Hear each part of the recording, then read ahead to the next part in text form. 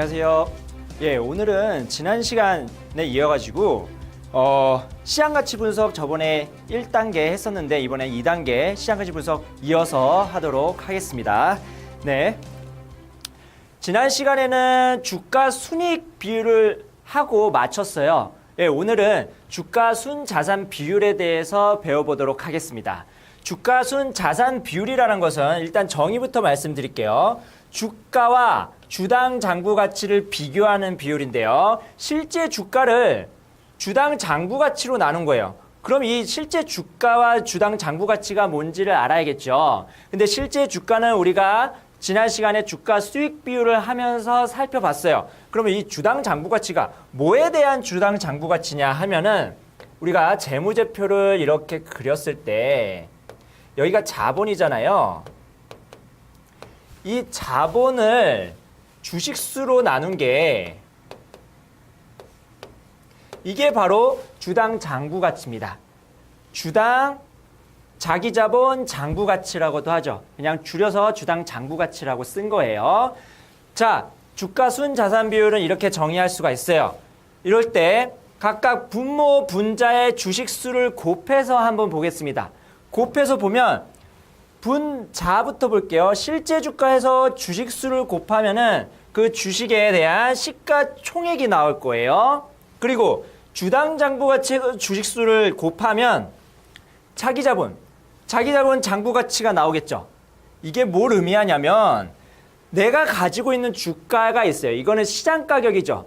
그리고 이 주당 장부 가치라는 것은 회계적 숫자죠. 그 회계적 숫자와 진짜 시장에서 거래되고 있는 그 가격과의 비율을 얘기하는 거예요. 그래서 얘가 만약에 실제 주가가 주당 장부 가치보다 크다. 그러면 시장에서 회계적 있는 주당 주당 이익보다 주당 가치보다 시장에서 높게 거래가 되고 있다라고 말할 수가 있겠죠. 그래서 밑에 보시겠습니다. 주가 순 자산 비율, 이 PBR이라고 하는 거고요. 영어도 알아두셔야 됩니다. 이 PBR은 한 주당 자기 자본의 장부 가치. 말했죠. 이게 주당 장부 가치가 한 주당 자기 자본의 장부 가치를 의미하는 거죠. 이게 시장에서 몇 배의 가치를 지니는지 이거를 나타내는 거예요. 예를 들어서 PBR이 2예요. 그럼 PBR이 2라면 주당 자기 자본의 장부 가치보다 시장에서 2배의 거래가 되고 있다고 해석할 수가 있는 것이죠. 그리고 장부 가치는 매입 가격을 의미하고요. 보통 시장 가치는 현재 거래되고 있는 가격으로 해석할 수가 있죠. 그렇죠? 그래서 주가 순 자산 비율이 낮다면 주식의 가치가 과소평가되었다고 해석할 수도 있고요. 그렇죠? 실제 주가가 낮게 지금 평가가 되었다고 해석할 수가 있고요. 또는 사양산업이 있기 때문에 이미 낮은 주가가 형성이 되어 있다고 생각할 수가 있어요. 이게 무슨 말이냐면 이 실제 주가라는 것은 시장에서 거래되고 있는 가격인데 이게 과소평가되어 있다라고 해석하는 게 이 첫 번째 줄이에요. 주식의 가치가 과소평가되어 있다. 아니다. 이 주가는 이미 그런 미래에 있는 그런 사양산업에 대한 것까지 다 고려가 돼서 현재 주가가 지금 되어 있기 때문에 절대로 과소평가된 게 아니다. 적정한 주식이다. 그래서 PBR이 1보다 낮은 게 맞다라고 하는 게 이 두 번째 줄인 거예요. 무슨 의미인지 아시겠죠? PBR에 대한 정의와 그 PBR을 해석하는 것. 이게 중요합니다. 다음 볼게요. 그럼 PBR의 유용성을 한번 보겠습니다. 우리가 PER, 전에 배웠던 주가 수익 비율을 한번 볼까요? 주가 수익 비율. 주가 수익 비율은 이게 PER이라고 했었죠. 네, PER이라고 했었고요. 요거는 주식을 주당 이익으로 나눴어요. 주당 단기 순이익으로 나눴죠. 이 주당 단기 순으로 나눴을 때 이거의 문제점과 그걸 문제점을 해결하는 게 바로 이 PBR의 유용성에 해당이 될 수도 있거든요. 볼게요. 장부 가치는 시장 가치와 비교 가능한 객관적인 수치죠. 그렇죠. 이 장부 가치, 자기 자본이라는 이 장부 가치는 시장 가치와 비교 가능한 객관적인 수치로 간단하게 적용이 가능합니다. 회계적인 숫자와 그다음에 시장에서 거래되고 있는 주식 가치 이거를 비교하면 되는 거잖아요. 그런데 일관된 회계 원칙이 적용된다면 또는 과대평가된 주식을 찾는데 용이하죠. 일관된 회계 정책을 지금 가지고 있어요. 그러면은 자기 자본 가치와 주식 가치를 비교했을 때 그러면 일관되니까 요거를 쓰고 요거 시장 가치를 비교했을 때 그럼 비교가 가능하겠구나 라고 생각하고 과소 또는 과대평가된 주식을 그냥 바로바로 해석할 수가 있는 것이죠. 세 번째가 중요한데요. 순이익이 0보다 작으면 봐봐요. 이게 당기순이익을 의미하는 거잖아요. 당기순이익을 주가로 나눈 건데 순이익이 0보다 작으면 이 PER은 음수가 나와요. 하지만 PBR은 자본 잠식, 자기 자본의 장부 가치가 이게 0이 되지 않는 이상은 항상 이용이 가능한 거예요. 이게 음수가 나오면은 사실상 의미가 없거든요. 그래서 이게 0보다 커야지 일단 의미 있는 숫자가 만들어지는데 이 장부 가치가 자기 자본에 대한 자본 잠식이 이루어지지 않는 이상은 항상 사용하는데 용이하다라고 말할 수 있겠습니다. 근데 문제점이 있어요. 문제점도 PBR도 분모에 회계적인 숫자가 들어가잖아요. 그럼 분모에 회계적인 숫자가 들어가면은 회계 처리 방법에 따라서도 영향을 받을 수가 있겠죠. 그리고 두 번째, 비유동 자산이 거의 없는 서비스 기업의 경우에는 장부 가치가 사실상 의미가 없을 수 있어요. 거기에 있는 자기 자본의 그 장부가가 어차피 비유동 자산의 대부분을 그 대변 쪽에서 대변하고 있다고 볼 수 있거든요. 보면은 비유동 자산은 자산 사이드잖아요. 그런데 여기 있는 장부가라는 것은 이 자산의 의미가 있어야 이 자산이 의미가 있어야 이 장부가도 의미가 있는 거거든요. 자기 자본의 장부가도. 그래서 비유동 자산이 거의 없는 서비스 기업 같은 경우에는 장부 가치 요게 사실상 의미가 없을 수도 있다라는 거예요. 그리고 장기간 손실로 인해서 자기 자본의 장부 가치가 음수가 될 수도 있죠. 뭐 되기는 힘들겠지만 되는 경우도 있어요. 음수가 될 경우에는 PBR 산정에 의미가 없다. 마찬가지로 PER에도 순이익이 0보다 작으면 의미가 없듯이 이 PBR도 0보다 작으면 의미가 없거든요. 그럴 가능성이 있다라는 거예요. 네.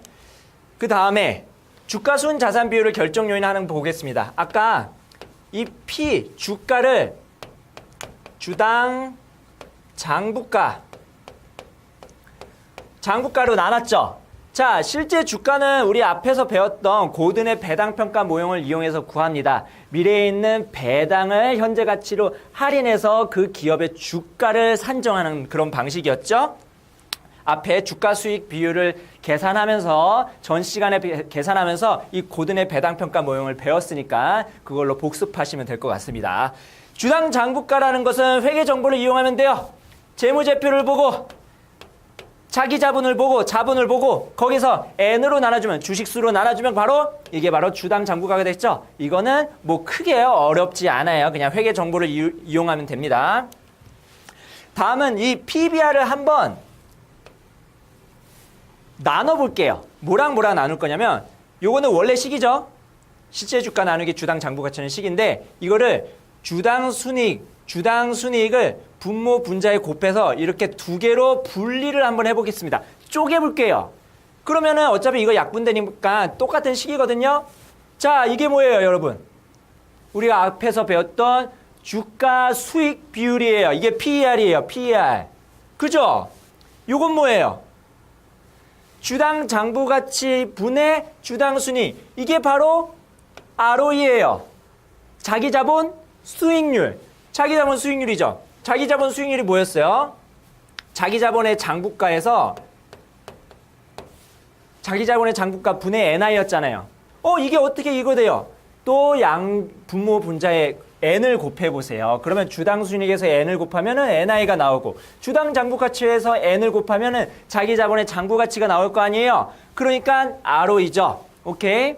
그래서 PBR을 PER과 ROE의 곱의 형태로 나타낼 수가 있겠다라는 거예요. 그럼 PER이 우리 앞에서 어떻게 배웠어요? 이게 PER이었죠. 이게 PER. 이게 실제 주가죠. 이제 실제 주가에서 주당 장부 가치로 나눈 거를 다시 한번 분리를 해보는 거예요. 이게 실제 주가고 이게 주당 장부 가치. 그런데 요거 보세요. EPS를 EPS를 이 ROE로 나타낼 수도 있겠죠. 주당 장부 가치분의 이 EPS가, 잘 보세요. 여기서 주당 장부 가치를 우리는 EPS라고 표시를 했습니다. 주당 장부 가치를 EPS로 표시했고, 여기 주당 순이익이죠. 죄송합니다. 이 주당 순이익을 EPS로 표시했고, 요게 NI를 N으로 나눈 값이잖아요. 그리고 이 EPS를 주당 장부 가치로 나누게 되면은 ROE가 나오겠죠. 왜요? 밑에 써 있죠. EPS, ROE는 자기 자본분의 당기 순이익인데, 그러면 ROE를 EPS 나누기 주당 장부 가치로 볼 수 있죠. 그러면 EPS 나누기 주당 장부 가치 요렇게 묶어서 요거랑 묶어서 ROE로 쓸 수가 있는 것이죠. 이렇게. 이해되시나요? 다시 한번 설명드릴게요. 자, EPS라는 놈은 주당 장부 가치로 나누게 되면은 요게 ROE예요.